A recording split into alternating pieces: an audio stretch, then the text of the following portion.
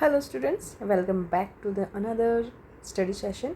आज हम बात करेंगे BEGC 133 की ब्रिटिश लिटरेचर के बारे में पढ़ने वाले हैं। इसमें जो इंपॉर्टेंट क्वेश्चंस हैं वो मैं करवाऊँगी। इसके साथ साथ जो बच्चे नए हैं उनको मैं बता दूँ कि चैनल को सब्सक्राइब कर लेना, लाइक और शेयर कर देना। And most of all, my name is Pinky and I am a IGNOU teacher. तो आज हम इस पेपर को डिस्कस करने वाले हैं, ठीक है। अच्छा, एक चीज़ को और ध्यान रखना, जो वीडियो देखते हो, अगर वीडियो देखने के दौरान आपको लगता है कि कोई ऐसा क्वेश्चन था जो थोड़ा सा आपको टफ लगा, तो आप मेरे को कमेंट बॉक्स में बताया करो, so that I can make a small video on that particular question. Okay, so comment ज़रूर करना। चलो अब देख लेते हैं पहला क्वेश्चन क्या है। यस, 3 घंटे का टाइम है, 100 मार्क्स आपके टोटल होने वाले। Explain any 4 of the following passage with reference to the context in around 150 words. 8 marks का ये क्वेश्चन है। पहले क्वेश्चन में आपको जो है रेफरेंस टू कॉन्टेक्स्ट करना है। मतलब ये जो आपके सामने क्वेश्चन होंगे ना, ये जैसी लाइंस दी हुई है, I have no spur to prick the sides of my intent but only vaulting ambition which overleaps itself and falls on the other. तो ये जो लाइंस है, इसमें आपको ये बताना है कि कहाँ से ली गई है लाइन, कौन राइटर हैं, ये पोएम से है या प्रोज से है, कहाँ से ली है या किसी ड्रामा से ली है, वो सारा आपने बताना है। और उसके बाद इन लाइंस को कर देना है आपने एक्सप्लेन। ये काम होता है रेफरेंस टू कॉन्टेक्स्ट का। ओके, अब ये क्वेश्चन जो है, अगर मैं सारे करवाऊँगी यहाँ पर, ये इस पार्ट ए की मैं बात कर रही हूँ, तो वीडियो बहुत लंबी हो जाएगी। तो मैं ये ए वाला सेक्शन जो है छोड़ रही हूँ। हम सीधा चलते हैं सेक्शन बी की तरफ, जो कि यहाँ पे right a short note on any 4 of the following in around 100 words. ये एक शॉर्ट नोट लिखने, एक क्वेश्चन, इसी क्वेश्चन पेपर में एक पार्ट होता है जहाँ पर आपको शॉर्ट नोट भी लिखने होते हैं, ठीक है। और ये आपका 6 मार्क्स का क्वेश्चन होने वाला है। 4 कोई आपको करने हैं इस पूरे पार्ट में से। यस, 5 में से कोई 4 करने, ठीक है। ये जो सारे ये रिपीटेड क्वेश्चंस हैं जो मैं करवाने वाली हूँ, इस चीज़ का ध्यान रखना। वीडियो को स्किप करके मत देखना, ओके। हाँ, तुम ये कर सकते हो कि अगर वीडियो बड़ी बन जाती है तो जो तुम्हारे पर्टिकुलर क्वेश्चन होते हैं वो तुम स्किप करके सीधा डायरेक्ट उस क्वेश्चन पे पहुँच सकते हो, ओके। बट अगर ऐसा कोई दिक्कत नहीं है तो वीडियो को पूरा देखना। और हाँ, जो भी आपको, मैं दोबारा बोल रही हूँ, जो भी क्वेश्चन आपको टफ लगता है, जो समझ में नहीं आया हो, वो मुझे कमेंट बॉक्स में बता देना। मैं दोबारा से एक फटाफट से छोटी सी वीडियो बना के चैनल पे डाल दूँगी, आप लोग देख लेना। चलो पहला देख लेते हैं इसमें से। The significances of the sleep walking seen in Macbeth. जो मैकबेथ जो प्ले है, उसमें एक जो स्लीप वॉकिंग सीन आता है जहाँ पर, उसका क्या सिग्निफिकेंस है वो बताना है हमें, ठीक है। 100 वर्ड्स में लिखना है तो हम लिख लेंगे। चलिए, इंट्रोडक्शन लिखेंगे कि जो स्लीप वॉकिंग जो यहाँ पे बताया है ना, स्लीप वॉकिंग जो सीन है that is in act 5। Act 5 में इस चीज़ के बारे में बताया जाता है, स्लीप वॉकिंग के बारे में। तो स्लीप वॉकिंग जो है, this scene is the dramatic climax of lady Macbeth and her psychological breakdown. एक मनोवैज्ञानिक जो एक पतन होता है ना, साइकोलॉजिकल ब्रेकडाउन के बारे में बताता है। And it highlights the inescapable burden of guilt, exposing her descent from a ruthless और iron willed instigator into a tormented woman driven to madness and suicide. मतलब ये जो लेडी मैकबेथ का एक जो साइकोलॉजिकल डिसऑर्डर के बारे में यहाँ पर बात हो रही है, वो एक गिल्ट के बारे में बताता है, ठीक है। और जिस तरह से वो एक बहुत ही रूड और एक पागलपन वाली जो एक लेडी से लेकर एक जो सुसाइडल की ओर जो मतलब एक, इसको आप ऐसे समझो कि एक बहुत ही रूड लेडी से लेकर और इच्छा शक्ति वाली, जो एक विल पावर जिसकी अपनी कुछ होती, जो कुछ करना चाहती थी, वो इस तरह की लेडी से लेकर एक पागलपन और सुसाइडल थॉट जिसको आने लग गए थे, उस लेडी में जिस तरह से वो शिफ्ट हो गई थी, तो उसके बाद उसका किस तरह से एक तरह से पतन होता है, उसके बारे में बताया गया। और जो अगर हम देखें तो स्लीप जो है, स्लीप बताता है, जब ये एक ऐसा वर्ड है जो हमें एक पीस का अनुभव करवाता है कि जब स्लीप तभी होती है जब आदमी, कोई भी इंसान जो है वो इंटरनली पीस ऑफ माइंड में होता है, तभी वो सो सकता है, लेकिन यहाँ पे स्लीप वॉकिंग की बात हो रही है, तो यहाँ पर हमें उसका बताना है जो साइकोलॉजिकल ब्रेकडाउन था या जो गिल्ट वो फील कर रही थी उसके बारे में यहाँ पे हमको बताना है। ओके, सो मैं छोटे छोटे पॉइंट लिखूँगी, ठीक है, उसी में सब सारी चीज़ें क्लियर हो जाएंगी, क्योंकि हमें 100 वर्ड्स में लिखना है, इतना बड़ा नहीं करना है, तो मैं फटाफट से ये पॉइंट्स लिख देती हूँ। चलिए, फर्स्ट पॉइंट हमारा मैनिफेस्टेशन ऑफ गिल्ट। तो while once lady Macbeth claimed a little water clears us of this deed, कि थोड़ा सा पानी बहुत है इन ऐसे धब्बों को धोने के लिए, ऐसा वो बोलती है। तो जो उस this time her subconscious mind now obsessively rubs her hand to wash away imaginary inescapable blood stains. अभी जो उसका सबकॉन्शियस माइंड है उसमें वो पागलों की तरह अपने हाथों को रगड़ रही है उन धब्बों को, उन ब्लड स्टेन्स को साफ़ करने के लिए, ठीक है। मैनिफेस्टेशन ऑफ गिल्ट में लिख देंगे आप। फिर deterioration of sleep, her somnambulism illustrates that Shakespeare's motive of sleep as peace and innocence, ठीक है। स्लीप जो शेक्सपियर ने स्लीप को as a piece of innocence की तरह दिखाया है।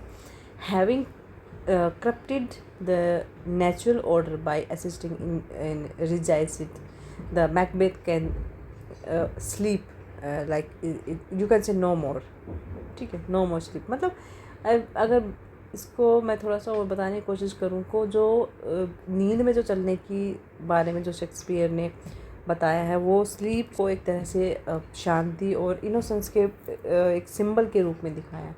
लेकिन जो राज हत्या में जो सहायता करके जो प्राकृतिक एक नेचुरल जो सिस्टम था बना हुआ था उसको ब्रेक करने के कारण मैकबेथ जो है वो अब सो नहीं पा रही है उस चीज़ की वजह से। Dramatic irony and prose, speaking entirely in prose rather than verses, she disjointedly confesses to the murderers of King Duncan and Bonko and Lady Macduff. She was previously so desperate to conceal.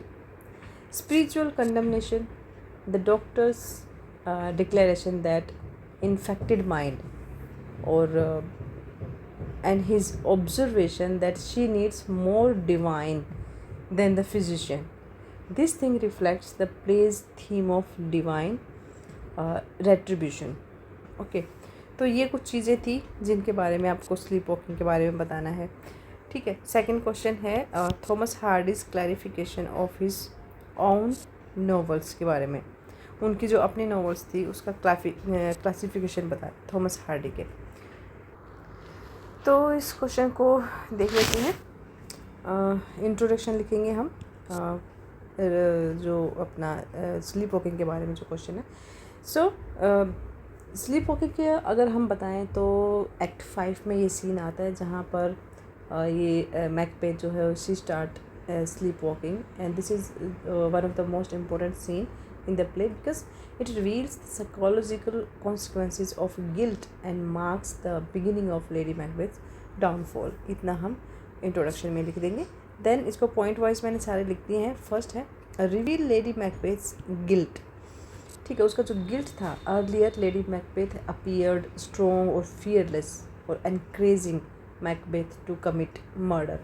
In the sleep walking scene however she unconsciously relieves the crimes and repeatedly tries to wash imaginary blood from her hands and saying, out, damned spot, out, I say. This shows that guilt has overwhelmed her. Then psychological torment की बात कर लेते हैं। The imaginary blood stains, दो जो imaginary blood stains की यहाँ बात हो रही है ना, वो सिम्बोलाइज करते हैं the guilt that can not be removed. The guilt cannot be removed.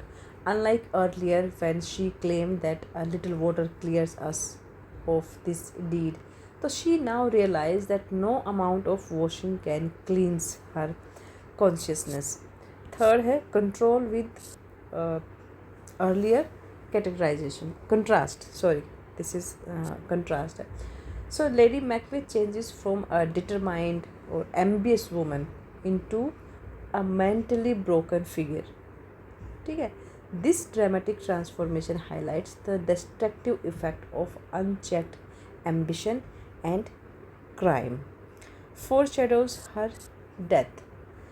Her disturbed mental state suggests that she cannot recover from her guilt. Soon afterward, the audience learns of her death, widely understood to be suicide. Illustrate the theme of guilt की बात हो रही है यहाँ पे. The scene reinforces that one of the central theme of the play. Evil actions bring lasting psychological punishment. While Macbeth becomes hardened by violence, Lady Macbeth is destroyed by remorse. 6. That creates dramatic irony. The doctors and gentlewoman witness Lady Macbeth unknowingly confessing details related to the murders. The audience already knows the truth, but the character on stage are shocked by her words and increasing dramatic tension. Okay, conclusion में आप बता देना. वैसे इतना बड़ा conclusion वगैरह लिखने की ज़रूरत नहीं है क्योंकि सिर्फ 6 मार्क का ही क्वेश्चन है, बट लिखोगे तो अच्छी बात है. कंक्लूजन में हम लिखेंगे कि the sleep walking scene is significant because it exposes lady Macbeth's tortured conscience, demonstrates the devastating effect of guilt, advances the tragic action towards his conclusion, and reinforces Shakespeare's message that ambition achieved through evil ultimately leads to mental or moral ruin. Okay, next देखते हैं Thomas Hardy's classification of his on novels. जो Thomas Hardy के novels है उनका classification आपने बताना है यहाँ पे. इंट्रोडक्शन में बताएंगे कि Thomas Hardy classified his novels into groups according to their themes और टोन. ठीक है, अकॉर्डिंग टू थीम और टोन के अकॉर्डिंग वो ग्रुप्स में इनको क्लासिफाई करते हैं. द मेन क्लासिफिकेशंस आर, पहले मैं ग्रुप्स बनाऊंगी और ग्रुप्स के अंदर सब ग्रुप्स बनाऊंगी. ओके, तो आपको समझ में आ जाएगा. तो ये मैंने यहाँ पे पूरा लिख दिया है. सो थोड़ा सा इसको बढ़ा लेते हैं. Yes, so the novels of characters and environment, पहला ग्रुप ये होने वाला है जिसमें था कि दीज आर, आपको लिख रहे हैं, these are considered Hardy's greatest work. They focus on influence of social conditions, fate and the rural setting of Wessex on human life. Wessex, okay, चलिए. जिसमें फर्स्ट है from the madding crowd, return of the native, the mayor of Casterbridge, the Woodlanders and the Jude of obscure. पहला है ये वाला group. ठीक है, second group है रोमांस एंड फैंटेसीज़ का. इसमें जो उन्होंने जो नॉवेल्स लिखे थे वो है a pair of blue eyes, two on a tower and the well beloved. Third है नॉवल ऑफ इंजेन्युइटी जिसमें है desperate remedies, the hand of Ethelberta और अलाउडोसियन. ठीक है, ये सारे के सारे आपको बताने हैं. इसके बाद आप समरी कर सकते हैं या कंक्लूजन भी बताओगे. जैसे तो Thomas Hardy grouped his novels into 3 categories: novels of character or environment, romance and fantasy, and novels of ingenuity, means plot centered or sensational novels. तो among these the novel of character and environment जो था, जो सबसे ऊपर वाला है ये.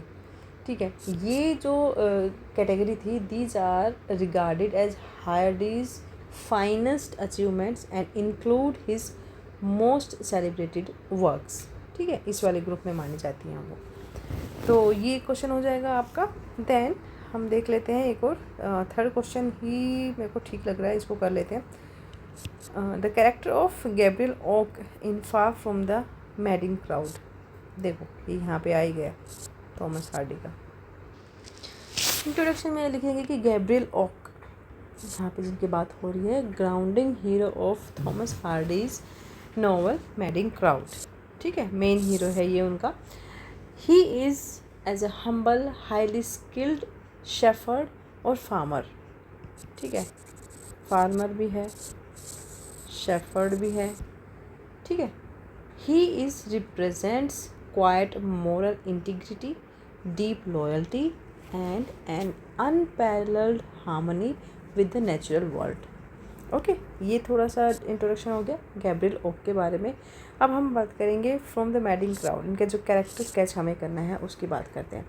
तो उसके जितने भी सिग्निफिकेंसेस थे उसके बारे में बात कर लेंगे. पहला है stoic resilience.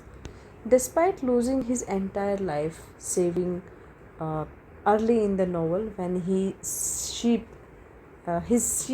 are driven off a cliff by a dog, he refuses to give up. मतलब वो हार नहीं मानता है जब उसकी सारी जो भेड़ें होती हैं वो बिकॉज ऑफ ए डॉग एक क्लिफ से गिर जाती है, फिर भी वो हार नहीं मानता. And he takes on humble jobs without complaint, drawing strength from his experience. Unwavering loyalty. Gabriel falls in love with Bathsheba, ठीक है, and propose to her early on, but she rejects him because she values her independence. Despite her rejection or her subsequent poor romantic choices with other men, he remains steadfast, supportively presence in her life. Okay तो loyalty के बारे में बता देंगे हम. Third है deep connection to nature. Unlike more superficial suitors such as जो sergeant Troy था जहाँ पे, Gabriel is deeply in tune with the land. His ability to read the weather and natural world constantly save Bathsheba's farm from ruin during severe storms. उसको weather के बारे में एक अच्छी नॉलेज थी, नेचर के बारे में अच्छा खासा पता था. तो वो अपनी नॉलेज के वजह से जो बादशाह हैं उसके फार्म को उसके खेतों को जो है वो बचा लेता था. ये मतलब अपने नॉलेज की वजह से कि भाई तूफ़ान आने वाला है या आंधी आने वाली, बारिश आने वाली, तो जो बादशाह है उसके खेतों को एक तरह से प्रोटेक्ट करता था अपनी वेदर एबिलिटी से, वेदर नोइंग एबिलिटी और नेचुरल वर्ल्ड constantly जो he saves with his nature ability power. Then respectful love. Gabriel's love for Bathsheba is rooted in profound respect. ठीक है, जो वो उसको लाइक करता है बादशाह को, तो जो उसका जो लव है बादशाह के लिए, उसके जो रूट्स हैं वो एक रिस्पेक्ट के आधार पर वो मतलब जड़ें मजबूत है उसके प्यार की. He is willing to sacrifice his own pride to ensure her safety and the success of her farm, ultimately proving himself to be the only man worthy of her. वैसे इस तरह के कैरेक्टर्स आजकल जो मूवीज़ बन रही हैं उनमें नहीं दिखते हैं, बट अगर हम ये नॉवेल्स पढ़ते हैं तो वहाँ पर हमें इस तरह के कैरेक्टर मिल जाते हैं, तो पढ़ के अच्छा भी लगता है. और ये जो चीज़ें दिखाई जा रही हैं, ये जो मूवीज़ आजकल बन रही हैं उनमें ये होना चाहिए, बट अभी जो क्या है ये बहुत कुछ वॉयलेंस और पता नहीं क्या क्या दिखा रहे हैं लोग. बट सोसाइटी को ज़रूरत है इन चीज़ों की, ठीक है, जो नॉवेल्स में पढ़ाई जा रही है. सो बट मैं ये नहीं कह रही हूँ कि जो नॉवेल्स में सारी चीज़ें ही बहुत अच्छी होती हैं, ठीक है, बट कुछ चीज़ें ऐसी होती हैं जो कनेक्ट कर जाती हैं एकदम से, ठीक है. सो कंक्लूजन में हम लिख देंगे, कंक्लूजन बताएंगे कि his name is highly symbolic just like an oak tree. एक ओक ट्री होता है ना. So he is deeply rooted, unshakeable और provides shelter when the storms of life hit. By the end of the novel जो Gabriel है, his patience and devotion are rewarded when Bathsheba finally recognize his worth and marries him. ठीक है, इतना सा Gabriel के बारे में आपने बता देना है. नेक्स्ट करने वाले हैं fifth question, Tennyson's Idylls of the King. इसके बारे में शॉर्ट नोट लिखना है. इंट्रोडक्शन में लिखेंगे Idylls of the King is a cycle of 12 narrative poems, ठीक है, by Victorian poet laureate Alfred Lord Tennyson. ये इनका पूरा नाम है. रिटन बिटवीन 1859 से 1885 के बीच ये लिखी गई थी. It adapts Arthurian legends to explore the rise and fall of कैमलॉट,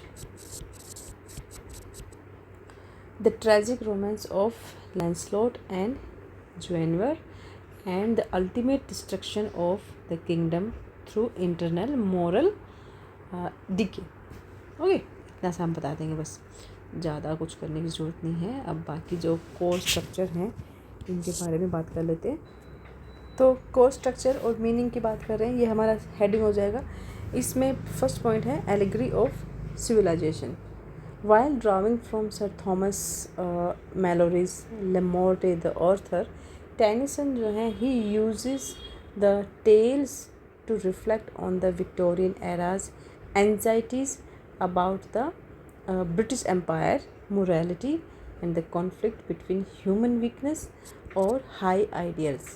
ठीक है, तो ये सिविलाइजेशन के बारे में बता देंगे। देन सीजनल प्रोग्रेस के बारे में बात करेंगे कि the 12 poems map the life span of civilization to the 4 seasons, जो कि हैं स्प्रिंग, समर, ऑटम और विंटर।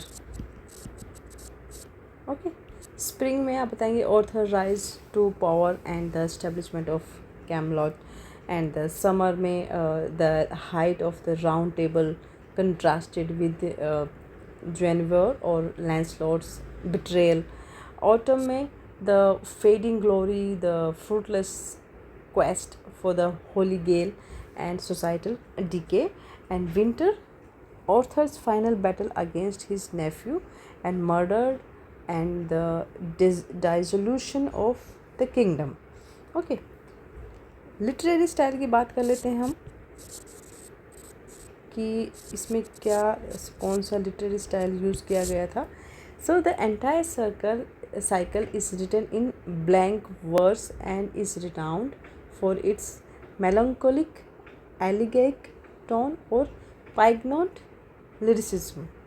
ठीक है, एक हेडिंग और बना देती हूँ मैं इसमें, कुछ जो थीम्स हैं यहाँ पर वो की थीम्स की बात कर लेते हैं। फर्स्ट लिख देंगे the seduction of idealism. Arthur जो है he attempts to establish a perfect society, but his utopian vision जो है that crumbles as his knights and queen succumbs to jealousy, lust और betrayal. ओके, सेकेंड है sense versus soul. The poems, जो ये 12 poems बताई गई हैं, the poems frequently pits spiritual purity against base human desires and fleshly temptations, ये आप बता सकते हैं। ठीक है, इसके बाद कंक्लूजन लिख देंगे, दैट्स इट। चलिए, ये क्वेश्चन हो गया हमारा। अब हम पहुंच गए हैं इसके थर्ड पार्ट में, जो कि है 12 नंबर के क्वेश्चन आएंगे।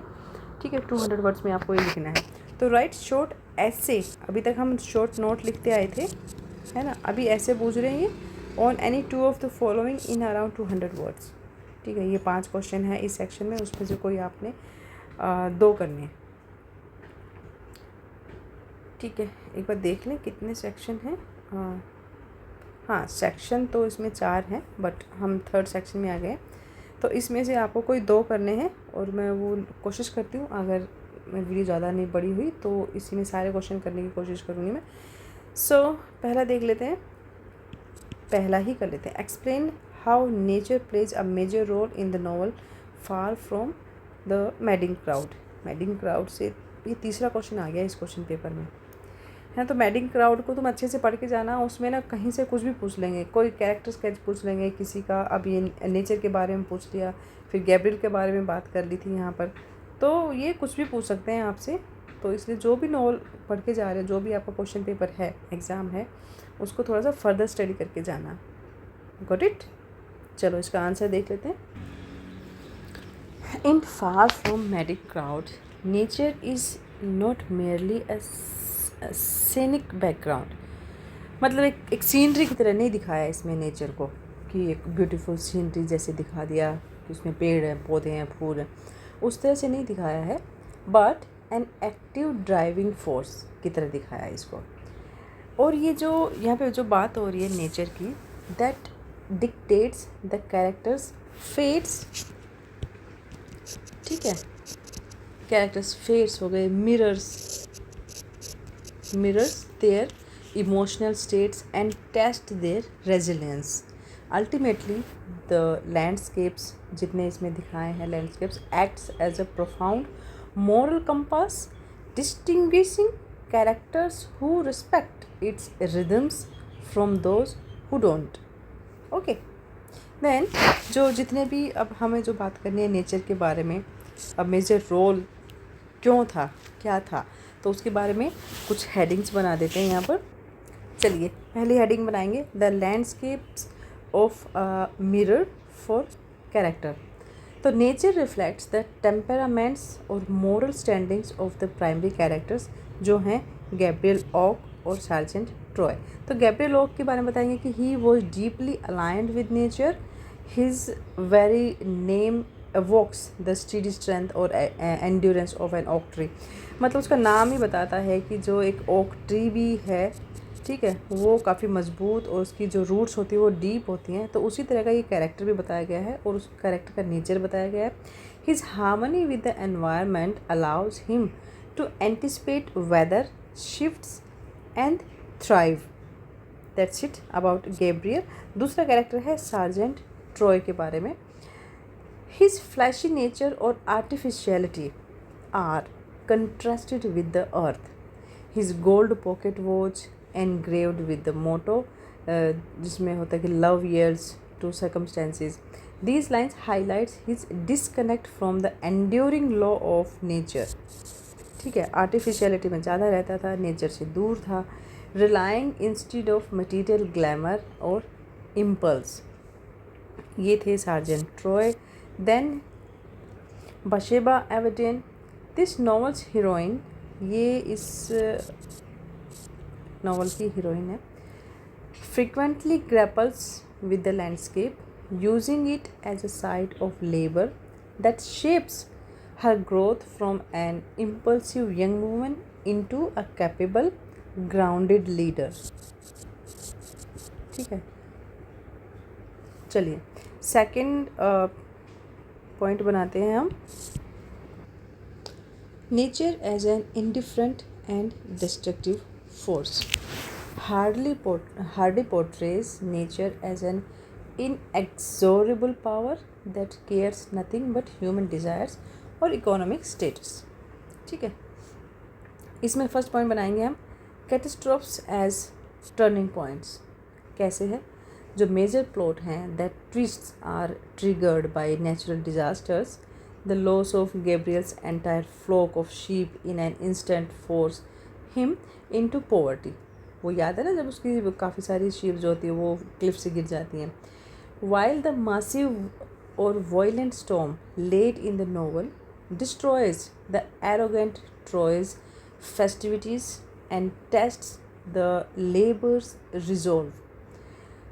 मतलब अब ये भी बताएंगे कि जो भी जहाँ पर प्राकृतिक आपदाएं के बारे में यहाँ पर बताया गया है कि जब उसकी सारी भेड़ें मर जाती हैं एक झुंड में तो वो गरीबी में चला जाता है। वहीं पर जो नोवेल के एंड में जब एक काफ़ी डिज़ास्टर होता है, एक तूफ़ान आता है, उसकी वजह से जो ईगोइस्ट ट्रॉय होता है उसका जो एक फेस्टिवल होता है वो ख़राब हो जाता है, वेस्ट हो जाता है। और जो मज़दूरों के, एक तरह से ये जो तूफ़ान आया था, ये जो मज़दूर थे वहाँ पर, लेबर थे, उनके जो हौसले थे उनकी भी एक परीक्षा थी, उनके हौसलों की परीक्षा थी वो। ठीक है, then symbol of fate, these severe environmental events, जो सीवियर अभी जिसके बारे में मैंने बात करी, जो तूफ़ान आए थे, जो डिज़ास्टर हुआ था, वो एनवायरमेंटल इवेंट्स रिप्रेजेंट करते हैं a deterministic universe where characters find themselves at the mercy of power entirely beyond their control. ठीक है, जो प्रकृति की जो सीमा है, जो ताकत है, उसके आगे जो इंसान की जितनी भी आप उसकी जो भी हद है, जो भी ताकत है, वो सब कहीं ना कहीं मौनी नज़र आती है।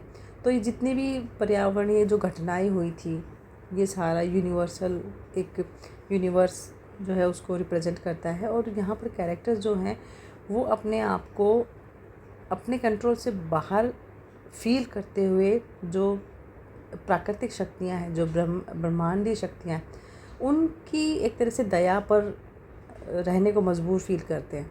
मतलब उनका अपना कोई कंट्रोल नहीं होता, बट जो नेचर की जो ताकत है उसके सामने वो अपने आप को दयनीय महसूस करते हैं।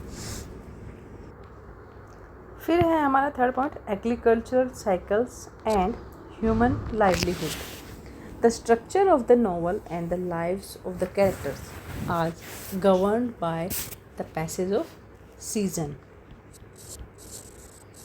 ठीक है, मौसम, activities like sheep shearing, lambing और harvesting, these are not just chores, they are the rhythmic heart of the community. Success in this environment requires diligence or profound respect for the earth. ठीक है, धरती के लिए सम्मान भी चाहिए ना। कैरेक्टर्स लाइक गैब्रियल सक्सीड, क्योंकि उसका एक नेचर है जो मैं ऑलरेडी बता चुकी हूँ। He succeed because they understand these cycles. कैसे समझता है? क्योंकि उसको वेदर पढ़ने की समझ है, वो मौसम को समझ सकता है।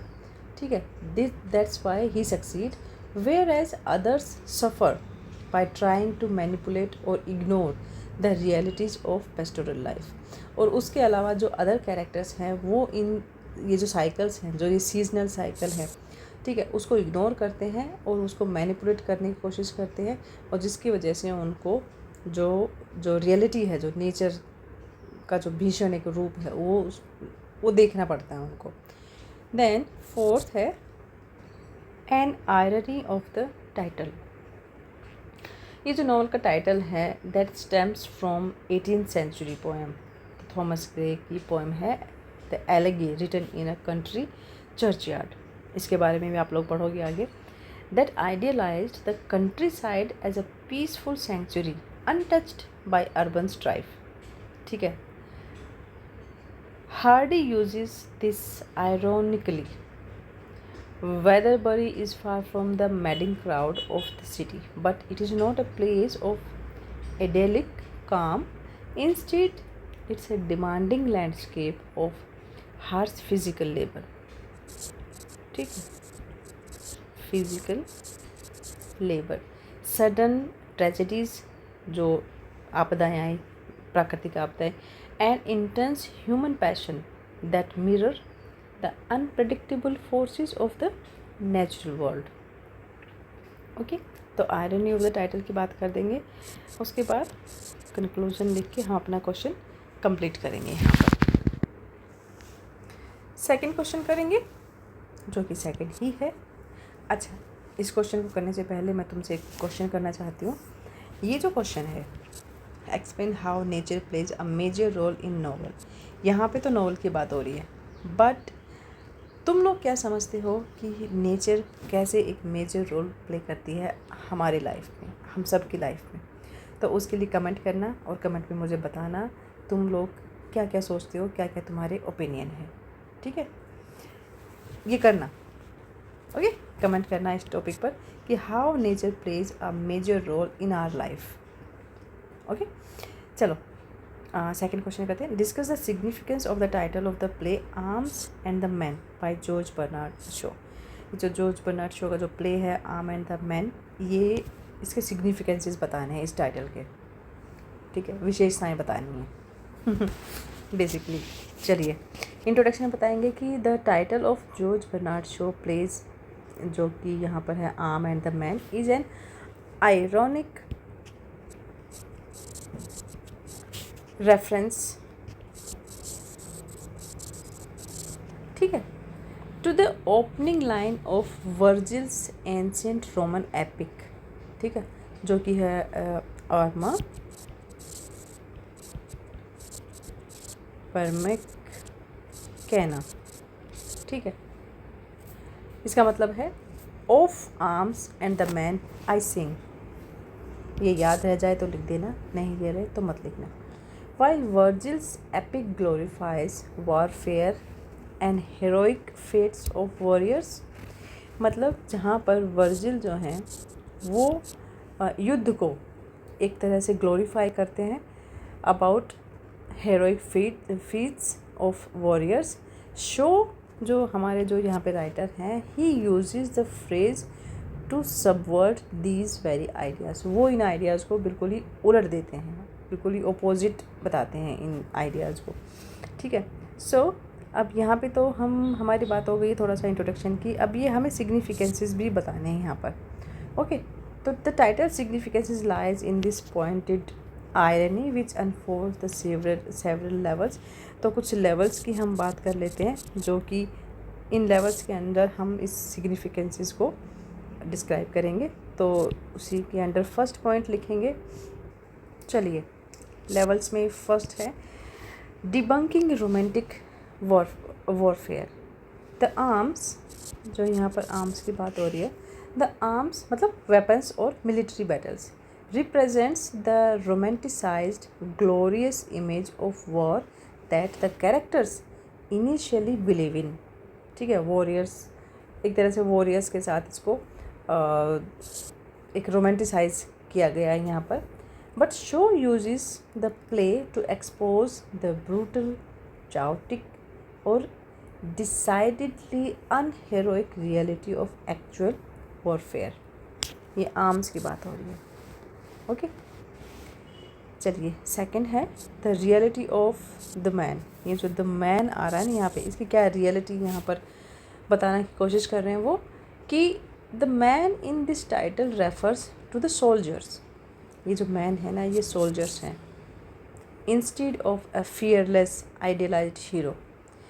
So and basically this instead of a fearless idealized hero, जो George Bernard Shaw presents Captain Bluntschli, जो कि हैं pragmatic Swiss mercenary who carries chocolates instead of bullets and prioritize survival over dying a glorious death। The man के बारे में बता देंगे, जो कि बेसिकली एक सोल्जर है। सोल्जर के बारे में किस तरह से जॉर्ज बर्नार्ड शो ने बताया है वो हम यहाँ पे लिख देंगे। Then subverting heroic ideals by placing Virgil's grand phrase at the forefront of an anti romantic comedy, Shaw mocks the foolishness of those who view battle as a noble endeavour. ठीक है, कोई भी बैटल जो है वो Nobel Endeavour नहीं होती है। इसी चीज़ को जो जॉर्ज बर्नार्ड शो हैं वो दिखाने की कोशिश कर रहे हैं। And he argues that a practical और logical man is far more valuable than a soldier blinded by heroic vanity. ठीक, सो देन कंक्लूजन लिखेंगे कि this title serves as a satirical framing device or preparing the audience to witness the triumph of common sense or realism over theatrical heroism। मतलब जो show हैं वो ये बताने की कोशिश कर रहे हैं इस टाइटल के ज़रिए कि ये एक ना व्यंग्यात्मक तरीके से काम करता है, सटायर के रूप में, जो ऑडियंस को एक तरह से नाटकीय एक हीरोइक वॉर होती है ना, एक नाटक कर रहे हैं वीर गति पाने के लिए, या एक ब्रेवरी वाला जो नाटक करते हैं, उस पर यथार्थवाद को जो है वो यथार्थवादी रूप में दिखाने की वो कोशिश करते हैं सामान्य ज्ञान के रूप में। ओके, ये क्वेश्चन हो गया हमारा। नेक्स्ट क्वेश्चन हमारा होने वाला है, ये थोड़ा सा ये बड़ा क्वेश्चन है और क्योंकि 20 नंबर का है, उसके साथ साथ इसमें आपके भी व्यूज़ जो हैं पूछे गए हैं। मतलब कि कुछ क्वेश्चन ऐसे आ सकते हैं जहाँ पर आपसे ये पूछ लिया जा सकता है कि what do the witches play in Macbeth according to you. जहाँ पे अकॉर्डिंग टू यू आ जाता है वहाँ पे तुम्हें अपने थॉट लिखने होते हैं। ओके, तो इस तरह के क्वेश्चंस भी आते हैं। कुछ ऐसे भी आते हैं जैसे कि हम ऑलरेडी डिस्कस कर चुके हैं, उनमें यहाँ पर जो अपने अकॉर्डिंग हम लोग क्या सोचते हैं वो आंसर हमें लिखना होता है। तो दोनों तरह के आ जाते हैं। ओके, सो यहाँ पर हम ये क्वेश्चन करने वाले हैं जो कि 300 वर्ड्स में लिखना है कि according to the critic Terry Eagleton the witches are the real heroine of the play Macbeth. जो मैकबेथ है उसमें जो विचेस हैं, चुड़ैलें हैं, वो रियल हीरोइन बताई गई हैं। Do you agree with this view? ठीक है, and what role do the witches play in Macbeth according to you? ये क्वेश्चन है यहाँ पर। इसका हम आंसर लिखेंगे कि इन जो क्रिटिक हैं यहाँ पर टेरी ईगल्टन, उन्होंने अपनी बुक जिसका नाम है विलियम शेक्सपियर, जो 1986 में इन्होंने लिखी थी, उसमें इन्होंने बताया है कि she points out that the three witches are the real heroine of the play. Three witches are the real heroines, ठीक है, of this play.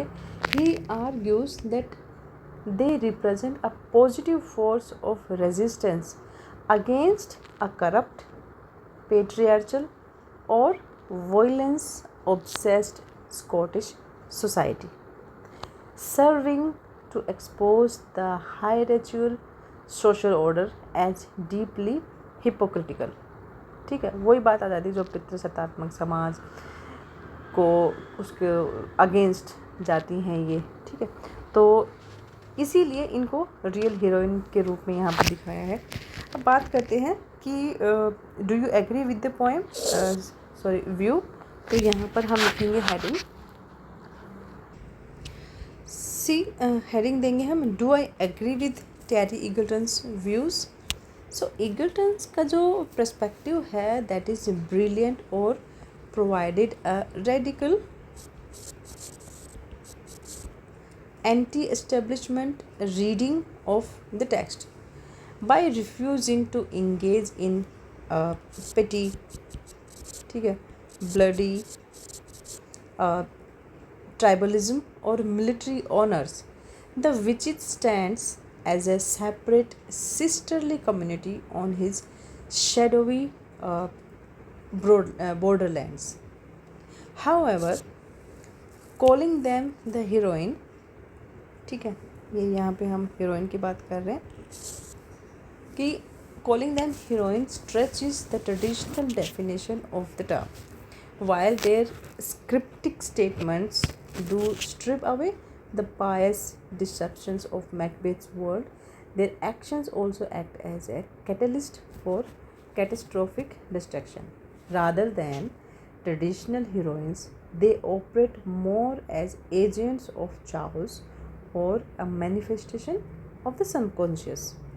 If one is looking for a human heroine, ठीक है, human heroine who drive the plot, Lady Macbeth is typically viewed as the tragic or driving female force of the drama, though she is deeply entrenched in the very ambition the witches expose। ठीक है, ये तो यहाँ पे इन्होंने Macbeth के बारे में भी बता दिया यहाँ पे कि अगर विचेस को एज ए हीरोइन नहीं लेंगे तो फिर जो ऑलरेडी जो मैकबेथ हैं उनका तो कैरेक्टर यहाँ पे आपको पता ही है किस तरह का था, तो वहाँ पे मैकबेथ वो रोल प्ले नहीं कर सकती थी। नेक्स्ट हेडिंग होती है हमारी the rise of the role of the witches, कि उन विचेस का रोल क्या था। In my view the witches functions primarily as a catalyst और mirror rather than active villains. ठीक है, कि एक्टिव विलेंस के बजाय वो कैटलिस्ट और मिरर की तरह काम करते थे यहाँ पर, जिसमें फर्स्ट पॉइंट हम बनाएंगे the catalyst of ambition. Okay, they provide ambitious prophecies that stir Macbeth's dormant ambitions, acting as the inciting incident that sets the tragedy into motion। मतलब जो विचेस का जो काम था, मतलब एज ए हीरोइन वो क्यों बताई गई थी, उसमें ये था कि ये वो अस्पष्ट भविष्यवाणियाँ करती थी जो मैकबेथ की महत्वाकांक्षाएँ थी उनको जगाती है, और एक तरह से जो त्रासदी होती हैं, जितनी भी मिस हैपनिंग्स होती हैं, उनको एक तरह से स्पीड देती हैं, उन चीज़ों को गति देते हैं। Mirrors of the subconsciousness, the witches do not force Macbeth to commit regicide, they merely reveal his innermost desires। ठीक है, and Bonko receives prophecies as well, but his moral integrity prevents him from acting on them and proving that the evil lies within Macbeth's own character। तो ये एक तरह से mirror दिखाने वाली बात हो गई। फिर है critics of a violent society. Aligning with Egerton's view, their role is also to expose the hypocrisy of the play's society. तो जो प्ले में जो सोसाइटी बताई है ना, उस जो हिपोक्रेटिक जो एक रूप है उस समाज का, वो बताने की कोशिश की गई है। Scotland is a place that celebrates man for murdering on the battle field and the which is supernatural witchcraft simply reflects and magnifies the inherent violent ambition already bubbling inside the culture's revered warriors. Okay, so critic of a violent city के बारे में भी आप बता देंगे about the witches, ठीक है। इसके बाद हम कंक्लूजन लिख देंगे और हमारा क्वेश्चन कंप्लीट हो जाएगा, और क्वेश्चन के साथ साथ हमारी वीडियो भी कंप्लीट हो जाती है। अच्छा, एक चीज़ का और मैं बताना चाहूँगी, इसमें मैंने 2 क्वेश्चन छोड़ दिए हैं। एक तो ये वाला, what are the medieval values highlighted in model the author, how does tradition relate them to the Victorian age. एक तो मैं ये वाला नहीं करवा रही हूँ। दूसरा यहाँ पे 3rd क्वेश्चन है, explain the symbol employed by Tennyson's वो मोर थे the Arthur and their significance in the structure of the poem.